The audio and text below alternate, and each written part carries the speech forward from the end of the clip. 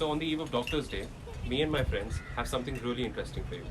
One of the most common topics, but is neglected in India, is ankylosing spondylitis. Did you know that 3 out of every 200 Indians suffer from this disease?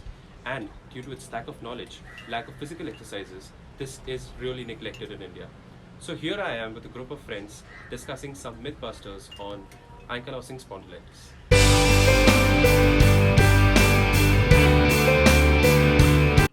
No, this is a myth. According to a survey, 80 to 90% of angstpond is diagnosed in the age group of 15 to 30 years and rarely after 45 years. However, males are affected 4 times more than the females.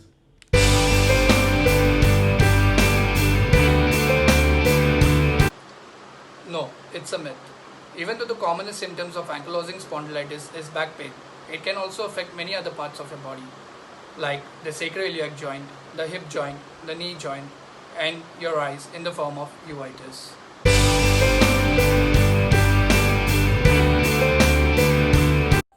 No, it's a myth. Although men are affected 2 to 3 times more than the women, it's not just a men disease. In fact, it affects both the sexes. The symptoms, however, tend to be more severe in men and milder in women, which makes it difficult to diagnose in women.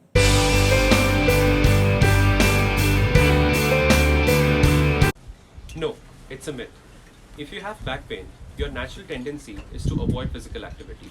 But on the contrary, if you do physical exercises in the form of mild stretches, playing tennis, playing squash, swimming, can actually reduce the pain in cases of angstpond. But do remember, always consult your doctor before taking up any forms of exercise.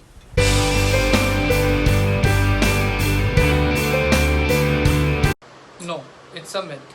According to the Arthritis Foundation, ankylosing spondylitis accounts for at least 2 in 200 individuals worldwide and 3 out of 100 individuals in India.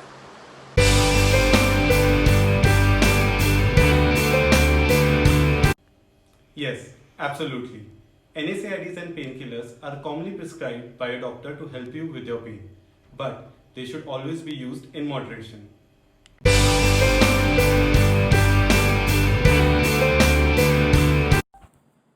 No, it's a myth.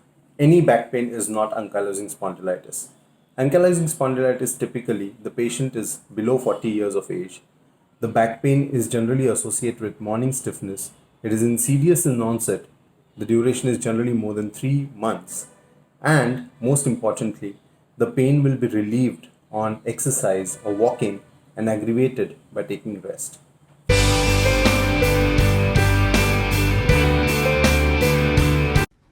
No, this is a myth. This is usually seen in neglected or chronic cases.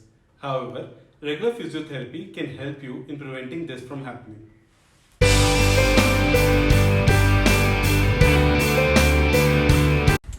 No, it's a myth. Even though its cause is unknown and there are very limited treatment plans, it can be really well managed with the help of an orthopedician, a rheumatologist, and a physical therapist.